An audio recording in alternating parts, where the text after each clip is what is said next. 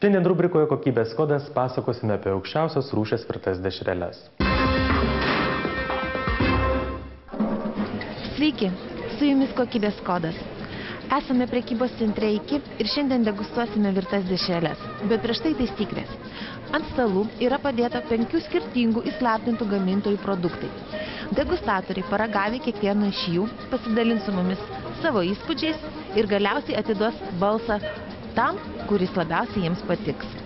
Nuo 3 produktai surinkę daugiausia balsų keliaus į Nacionalinę maisto ir veterinarijos tyrimų laboratoriją. Konkurse dalyvauja šie aukščiausios rūšies gaminiai. Pirmu numeriu pieniškos klasika dešrelės gamintojas Klaipėdos mėsinė. Antru numeriu jokių E gamintojas Nematekas. Trečiu numeriu virtos dešrelės be E gamintojas Biovela. Ketvirtu numeriu pieniškos Klaipėdos dešrelės gamintojas Klaipėdos maistas. Penktu numeriu dešrelės be konservantų gamintojas Krekenavos agrofirma. Kviečiu ragauti.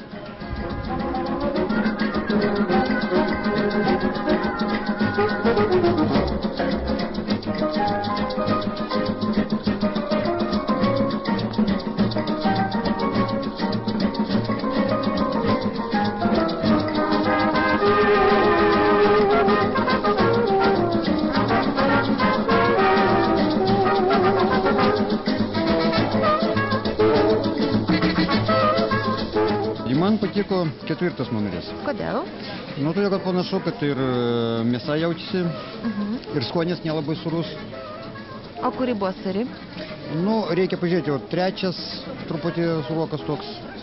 Nu, ir skonis keičiasi. Iš karto matosi pagal spalvą, jeigu pažiūrėsit. Matosi. O kuris labiausiai nepatiko? Nu, gal antras. Jūs pažiūrėkit, kaip atrodo. Kaip toks. O kas? Koks? Nu, labai šviesus ir matosi, nejautėsi mėsos nėra.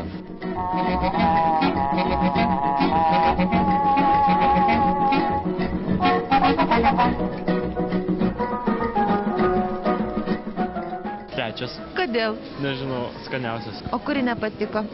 4 gal. Kodėl? Nu, nežinau, suroka biški. O kaip spalva?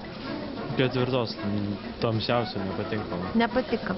O kuri šviesesnė, ten atrodo ir skanesnė? Ne, tiesiog skaniausia 3.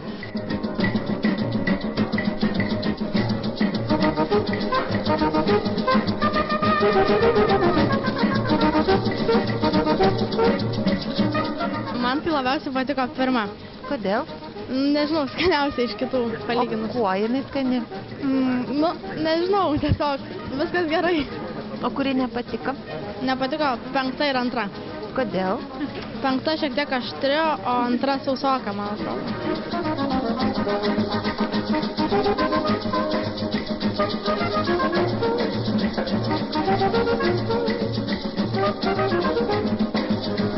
Labiausiai turbūt patiko 1. O šiaip 2, 3 lygtai panašios, 4 lygtai kietoka. 4, todėl kad ji tokia, skani, mėsa taip jaučiasi, kitos tokios nelabai.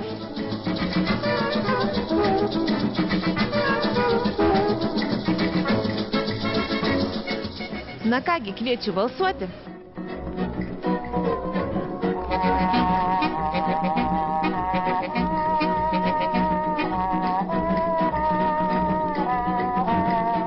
Visi atidavė savo balsus, mes einame juos skaičiuoti.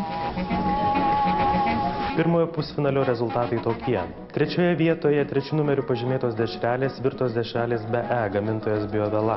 2 vietoje 1 numeriu pažymėtos dešrelės pieniškos klasika gamintojas Klaipėdos mėsinė. Na, o 1 vietoje 4 numeriu pažymėtos pieniškos Klaipėdos dešrelės gamintojas Klaipėdos maistas. Visi 3 nugalėtojai, pusfinalio nugalėtojai keliauja į Nacionalinę maisto ir veterinarijos tyrimų laboratoriją.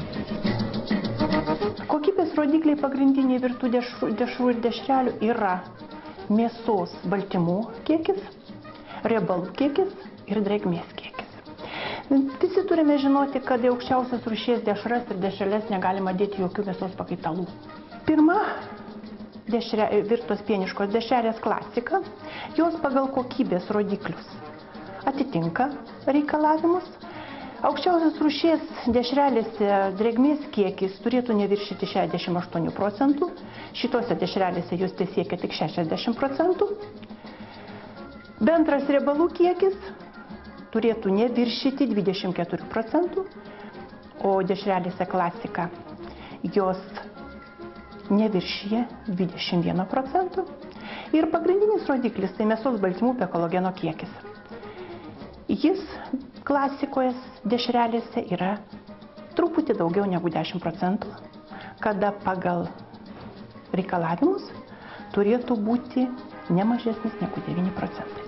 Štai matome 3 pagrindinius kokybės rodiklius, kurie pilnai atitinka aukščiausios rūšies dešrelių rodikliams. Antros dešrelės buvo Klaipėdos pieniškos dešrelės. Jų kokybės rodikliai, pagrindiniai kokybės rodikliai taip pat atitinka teisės aktų reikalavimus.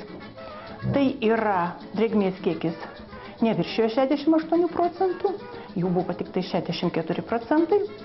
Bendras riebalų kiekis 24 procentai galėtų būti, o jų buvo tik 18 procentų, reiškia dešrelės pakankamai mažo riebumo. Ir mėsos baltymų be kolageno kiekis 11 procentų, kada pagal teisės aktų reikalavimus jis galėtų būti 9 procentai. Ir trečios tyrimas buvo atliktas su virtomis dešrelėmis, kurių pavadinimas yra BE. Pagal kokybės rodiklius jis taip pat atitiko visus teisės aktų reikalavimus. Riebalų kiekis buvo 24 procentai ir pagal teisės aktus leidžiama iki 24 procentų. Drėgmės kiekis buvo truputį mažesnis negu leidžiamas pagal teisės aktų reikalavimus. Mėsos baltymų kiekis beveik 12 procentų, kada minimalus mėsos baltymų kiekis turėtų būti nemažesnis negu 9 procentai. Pats pavadinimas virtos dešrelėse BE atrodo sakytų, kad šitose dešrelėse visiškai neturėtų būti jokių E. Reikia pasakyti, kad tose dešrelėse nitritų kiekis atsirado būtent iš jos sudėties. Pagal sudėtį šitų dešrelių gamybai yra naudojama taip vadinama arbatos arba grybo kombučiai ekstraktas. Šitame ekstrakte, reikia manyti, ir yra natūraliai kažkokių tai mineralinių medžiagų, būtent nitratų. Jie ir davė to rezultato tokį tarytum ir netikslumą, tarytum, kad būtų neteisingai pavadintos pačios dešrelės. Tačiau taip iš tikrųjų tikrai nėra. Po specialistų tyrimų rezultatai tokie. Trečioje vietoje 3 numeriu pažymėtos dešrelės BE gamintojas Biovela. Antroje vietoje pieniškos klasika dešrelės gamintojas Klaipėdos mėsinė. Pirmoje vietoje pieniškos Klaipėdos dešrelės gamintojas Klaipėdos maistas. Sveikiname nugalėtojus.